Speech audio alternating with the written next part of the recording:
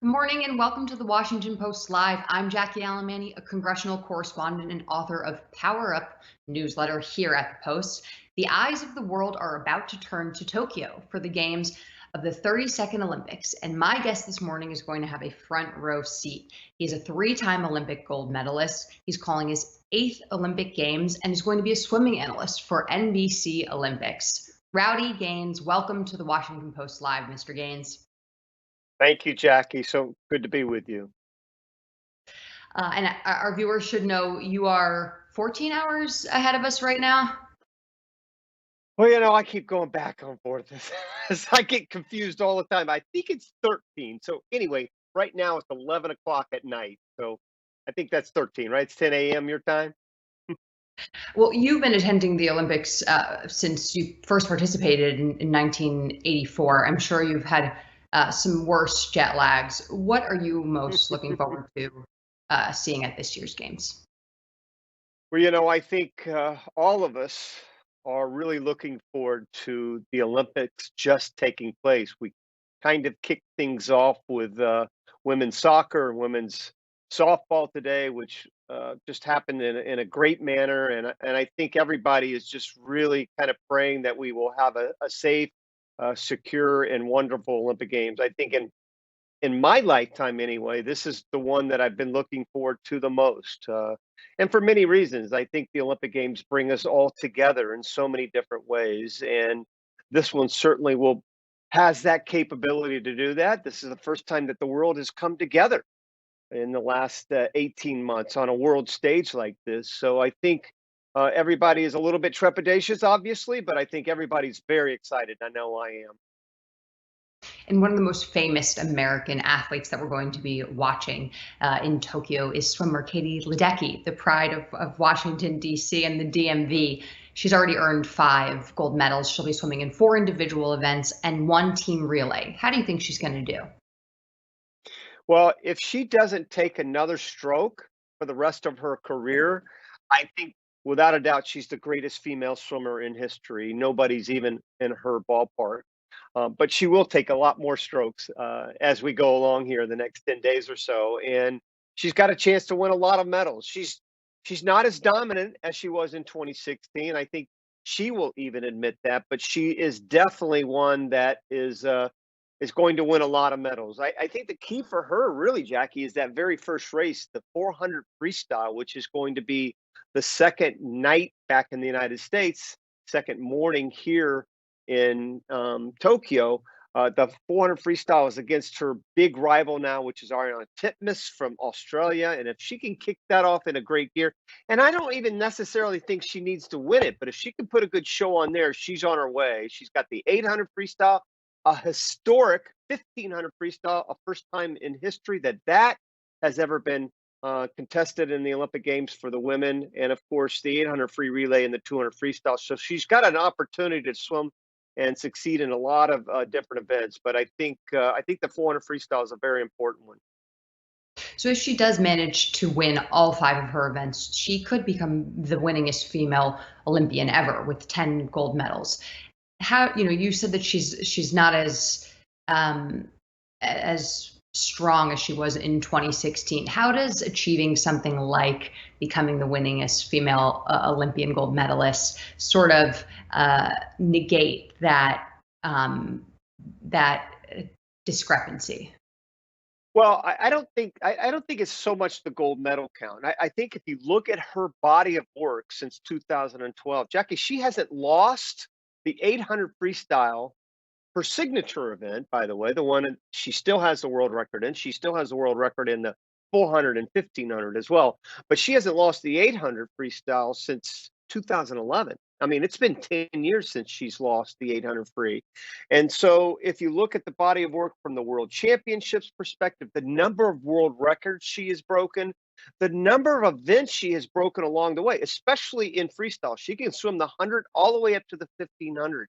And the way she's tackling her schedule this Olympic Games, let me say, think about this now. The 200 freestyle lasts about a minute and 50 seconds. That's similar to the 800 in track and field. It would be like somebody running the 800 in track and field and going all the way up to the 10,000 in track and field, which is similar to the 1500 in swimming. Not only is she doing that, she's doing that in the same day. The 1500 final and the 200 free final are both the same day. So it's an extraordinary task she has ahead of her. And I have all the confidence that she'll live up to all the expectations.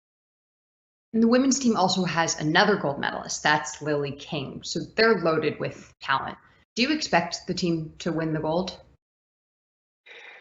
Well, I mean, Lilly King has been sort of like Katie Ledecky, Katie Ledecky-ish, I would say, and the fact that she hasn't lost 100 breaststroke in the last 5 years. I mean, the last time she lost, we have to go back to 2015. So she's been that kind of dominant, but only in one event, the 100 breaststroke. She has now added the 200 breaststroke to her repertoire. Even though she did swim that back in 2016, she's become a lot stronger in that event. So not only does she have the 100 breast, she also has the 200 breast and potentially two relays. She's got the 400 medley relay, and now another new event like the women's 1500 and the men's 800. She's got the mixed medley relay, in which two men and two women both compete on the relay. So it's going to be very exciting for her. She's done it all in the world of swimming. If you think about it, Olympic gold medal, world record, world champion, and she's certainly the heavy favorite to win the gold again here in Tokyo in the 100 breast anyway. She'll have her work cut out in the 200, but she'll be the favorite in the 100.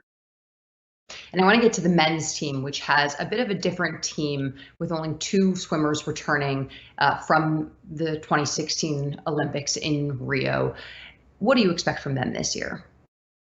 Well, they're certainly flying under the radar. There's no question about it. I think the biggest thing that people are Very always diplomatic. asking me, Jackie, yes, where's Michael Phelps? Is Michael Phelps still swimming? And what's he doing? How's he doing? And, we won't have Michael Phelps, at least not in the pool. He'll be joining me in the booth for a few races, but he won't be in the pool this year. And this is the first time since 1996. So that's certainly a shock to the system. It's a shock to the American system because we're so used to seeing Michael out there. But USA Swimming, I think it said it in the quote when I was being introduced. They've been number one in the world of swimming since 1956. That's a long time, Jackie. That's 65 years. No other team, no other sport that can claim that kind of dominance. So I certainly expect the men to win the most medals, and I think they'll win the most gold medals. But they're certainly going to have to go with the motto of under promise and over deliver here, because, like you said, there's only a few that are returning from 2016, including Ryan Murphy, who's the world record holder in the 100 backstroke and three-time Olympic gold medalist, a great name in the world of swimming. And the newest name, not necessarily newest, but the newest as far as the American public goes, that's Caleb Dressel. And he could definitely, as you said in the beginning, have the possibility of winning 7 Olympic medals himself. He is the best male swimmer in the world today. And I want to go back to the teams, but I have to ask you this since you are sitting in a booth with Michael Phelps and probably know him quite well. My boyfriend and I argue about this all the time as we're reading this book about the differences between genius and talent. And Michael Phelps is one of the case studies because his body, proportion-wise, is obviously facilitates him being so good at swimming because of the length of his arms, the length of his foot, which I can relate to. I have very long arms. But I'm wondering, what is your assessment there on genius versus talent when it comes to Michael Phelps' storied career? Well, I haven't read the book, but I'm probably thinking that it is an incredible combination of both, Jackie. I don't want to be a fence sitter there, but he is obviously he has tremendous talent. You don't win 28 Olympic medals unless you have an incredible talent, right? He's the greatest Olympian in history, in my opinion, and of course, I'll get arguments on this all the time, but the greatest athlete in history, in my opinion. But he also has an incredible genius about him, and what I mean by genius is, Michael and I have talked about this several times. The guy hates to lose. I think sometimes when I've seen him during his career, and I've been fortunate enough to call all his Olympic races dating back to 2000. I see that fire in his eyes when he walks out on the deck, um, and you think, you can't really see that. No, I can. I think I've been around long enough to where I see fear versus fire versus anger versus question marks. I have a vision for that, I think. And I every time I saw Michael swim, it was always about fire. And that fire came from his smarts. He really defeated his opponent as he walked out there because everybody was facing this reputation, right? And that was the genius about Michael, was the fact that he was so brilliant in the world of swimming before the race happened. How big is it of a burden for the current swimmers to try to live up to Michael Phelps? That's a great question. Uh, I got to travel. Dan Hicks, my partner, and I got to travel to Hawaii a couple weeks ago at their training camp and spent 3 or 4 days with them, and really got to know the team and attend practices with them. We were really immersed with the team, and I will tell you, they were very relaxed. They understood what Michael meant when we talked to them all, including Caleb. Um, they understood the what he brought to the table for the sport. He changed our sport more dramatically than any other person or thing in history. Uh, they have an appreciation for that. But Caleb put it most eloquently, I think, when he said, "Listen, I'm trying to do the best I can for Caleb Dressel. I'm not trying to follow in Michael's footsteps. You can't really follow in Michael's footsteps, at least right now. I mean, maybe there's one day that somebody will be able to win 28 Olympic medals. But right now, everybody has to kind of swim in their own lane and put the blinders on. You know what I mean? And I got a sense of that from certainly the biggest stars, but even the younger swimmers. And there are a lot of young kids on this team. And there are, I think 9 or 10 teenagers on the team alone. So mostly on the women's side. But this is a team that I think, again, they're going in with the attitude of being underdogs, and that's not a bad thing to have in certain times. I think the Milwaukee Bucks might just tell you that after what they just did.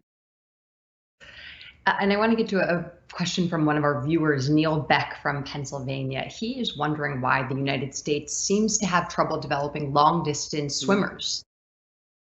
That's a good question, Neil, and I'll tell you. This is my opinion. I don't know if it's right or not, but this is what I think. I think it's really based a lot on our college system. You see, in the United States, our college system is this amazing, I guess what you call it, minor league training ground. It really builds, especially in today's athletes, it builds that progress to being a great professional swimmer in today. I mean, USA Swimming has been number one because of its great club system, its great coaches, and its great college system. Well, in college, a coach is always going to recruit not necessarily a mediocre, but a medium type sprinter over a great distance swimmer, primarily because of relays. There are so many relays and sprint relays in college that's what a coach has to survive on. His or her responsibility lies in their job. And a lot of that, I'm getting into the weeds a little bit, but that this is why is not a lot of great distance swimming in the United States today. There has been traditionally, and I think this team will kind of prove some naysayers wrong. And I think the U.S. has some really good distance swimmers and potentially great future distance swimmers. But for right now, that's one of the reasons I think. And again, it's a long explanation, but that's what I think. And obviously, swimming is your expertise, but what else are you looking forward to seeing over there over the next 2 weeks? Well, first of all, we are trying to be as safe as possible. We are under technically a 2-week quarantine, where we are only able to travel. When I say we as broadcasters, I don't know about anybody else, but we as broadcasters are only able to travel from here to the International Broadcast Center, and to our venue, the swimming.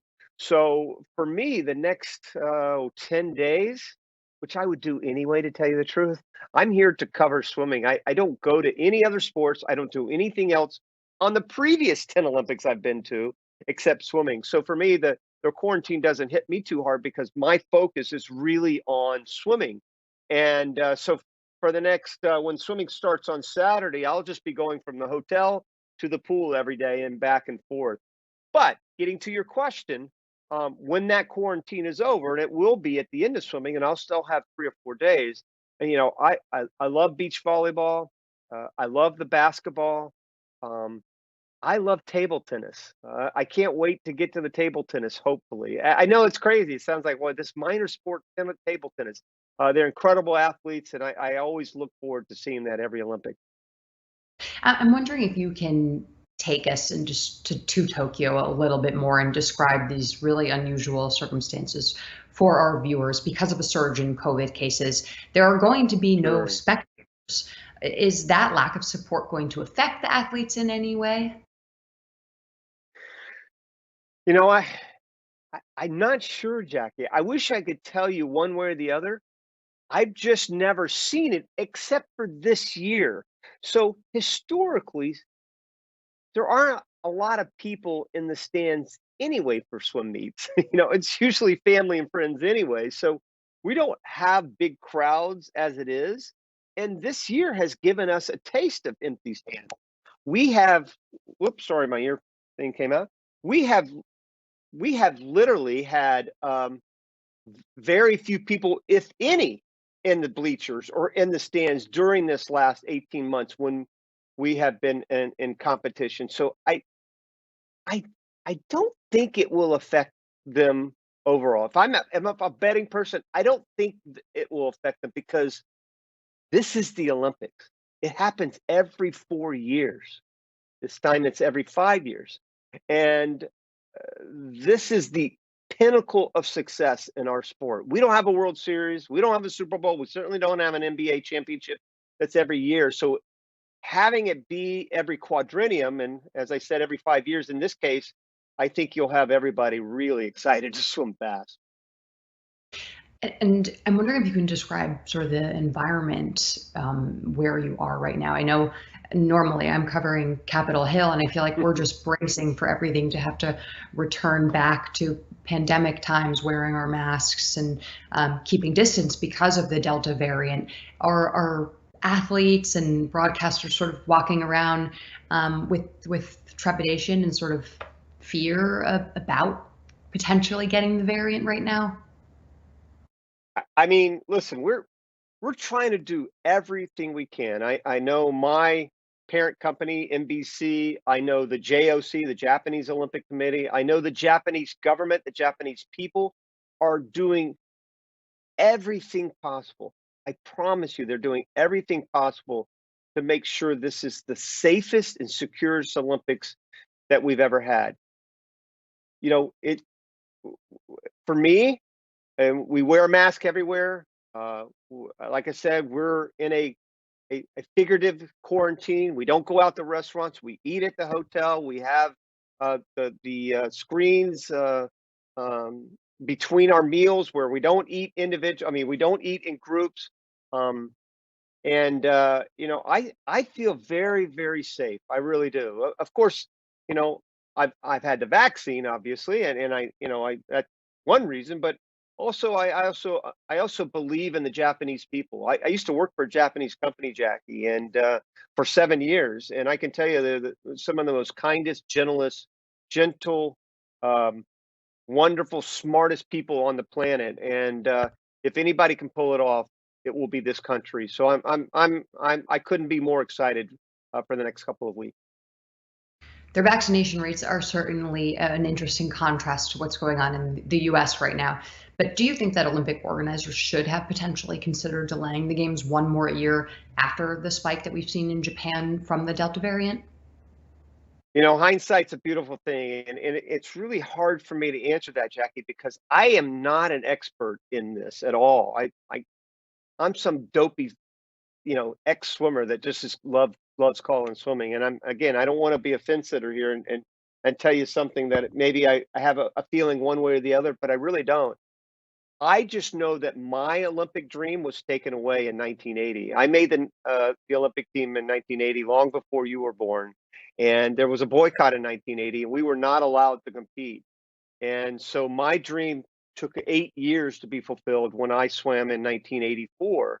Um, and I know these athletes uh, are training extremely hard, and they've kind of put their lives on hold to get through this last year, 18 months.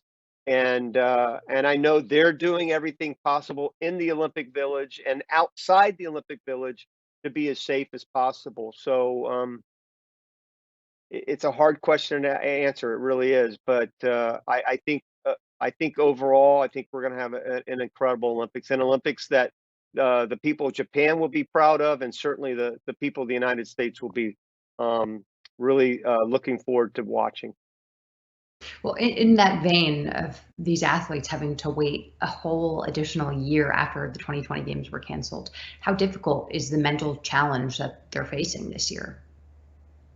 Well, I mean, I certainly empathize what they've gone through. It's certainly different in so many ways, apples and oranges compared to what I went through in 1980. Obviously, mine was based on an athletic career. Now we deal with life and death every day over the last 18 months. But I certainly empathize with the feelings of denial, the feelings of anger. Sooner or later, you have these feelings of depression, the sadness that we all feel. I'm not just talking about the athletes, but specifically the athletes. And then there comes a stage of acceptance and motivation. And I think those have been where the strong have survived over the last 18 months, to be able to go through this delay and put all their dreams on hold for a whole nother year. And I can tell you, there are a lot of swimmers that would have won gold medals last summer, and they didn't even make the Olympic team this summer. And there are a lot of swimmers that wouldn't have made it last year that might win gold medals this summer. So it's a crazy thing that we're going through right now, but it should be fun to watch anyway, and dramatic. And you mentioned, phases of grief and depression, which sort of reminds me of Naomi Osaka, and I guess just more generally speaking, the social shift that I think the country has gone through over the past 2 years, and how athletes have become more comfortable being open about certain struggles with mental health. Is that something that you're taking into consideration in terms of the conversations that you're going to be having on such a huge platform during this Olympic stretch? Sure, absolutely. Because Jackie, again, um,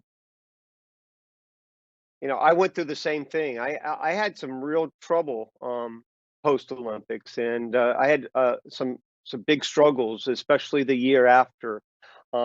Michael just had a tremendous documentary recently, and it went through what an Olympian goes through post Olympics, pre Olympics, and the pressure they feel because of the fact that it is every 4 years. Listen, in the end of the day, it's just a game. It's just sport. I understand that there are a lot of dynamics that are a lot more important in life, but this is something that these athletes, like I said, have certainly spent a tremendous amount of time working to try to achieve their dreams, which we all have. We all have these dreams inside of us, and I think we were all born with this gift inside of us. And these gifts these athletes have been given um, have been put on hold, and I think it's been great that they've been able to talk about it. Something that I would have never done 35, 40 years ago. I kept it inside, and to be able to watch Michael talk about it and watch so many others. We have a woman on the team, Allison Schmidt, who is a four-time Olympian that has openly talked about her mental struggles, and I think it's wonderful. I think it's great to kind of get that out there. I can tell you a lot of athletes, and not just Osaka, but also Kevin Love. from the Cleveland Cavaliers. He's talked openly about it. So I think it's great for our sport, especially. And as you're prepping for, again, having this enormous platform, what exactly does that look like? Is there also a responsibility you feel to, expound on on whether people should be vaccinated when we are going through such a tumultuous time in our country, and convincing and getting those vaccination rates up? Well, I'm certainly pro-vaccine. I mean, absolutely. I beg people to go out there and get the vaccine. That's just my personal opinion, but I'm not going to tell somebody they have to get the vaccine. All I can do is plead with them to do what they feel is right for them and for the people around you. And for me, that's getting the vaccine. But everybody has their own way to be able to handle things, and I'm not. And that's one thing that I think that this mental health issue that's arisen is the fact that there's been a lot of pressure put on a lot of these athletes from outside influences that have, Kevin Love is a perfect example that I think it's really affected them in a negative way. And so I'm not going to be calling anybody out on TV about the vaccination. That's not my job. My job is to certainly talk about some of the things they've been open about, like Mhm. Allison Schmidt, but not something that that I think is somewhat a private issue. And we don't have much time left, but I have two quick questions for you. Sure. Sherry Richardson, obviously devastatingly to a lot of Americans, was not able to compete in this Olympics because she tested positive for marijuana use last month. Do you think that the Olympic Committee needs to update some of these standards that a lot of people view as antiquated? Yes. How's that for short? Yeah, I think it's a dumb rule, and I think it's a ridiculous rule that just needs to be changed. And that has nothing to me with me being pro or anti marijuana. I have, you know, that has nothing to do with it. I look at purely from the standpoint: is it performance enhancing? Does it give you an unfair advantage? If the answer is yes, then definitely it needs to be um, outlawed. As far as I'm concerned.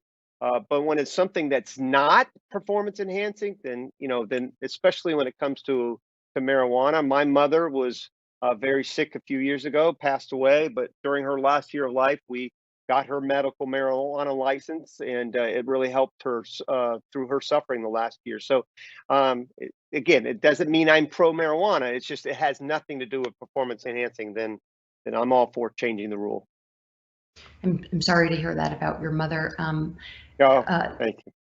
the medal ceremony, my last question, is going to be a contactless one. So the athletes are going to pick up their medals and place them around their necks themselves. You've won these gold medals before. What is that feeling like when someone drapes a gold medal around your neck, and how heavy are they? Dude, they are so heavy. Hang on. Okay, I'm out of the picture. Okay, I'm back. I'm back. I know your producers go, where'd he go? But I brought my medal with me, right? I wasn't going to Ah, show it to you, obviously. But sometimes I'm around kids and stuff, and if they've never seen a gold medal, it's pretty cool, right? And so it is heavy. But oh my gosh, Jackie, they are so much bigger now. I mean, mine is so small compared to the Olympic medals now.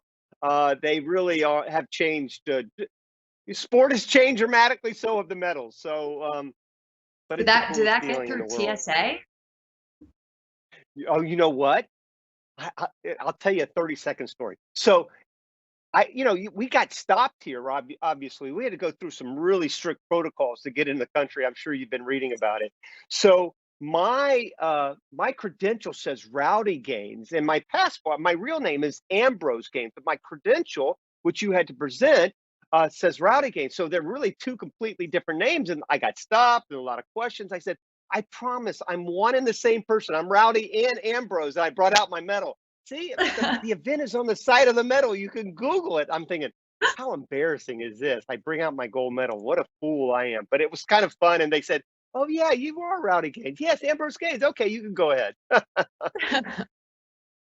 was great. Uh, um, Unfortunately, Rowdy, we are all out of time, but that is a delightful anecdote to end on. I hope you stay safe during the next few weeks, and we're looking forward to watching you on TV and cheering the Americans on. Thank you, Jackie. Appreciate it. Again, I'm Jackie Alemany. Thank you so much for joining us today. To check out what interviews we have coming up, please head to WashingtonPostLive.com to register and find out more information about our upcoming programming. We'll see you guys later.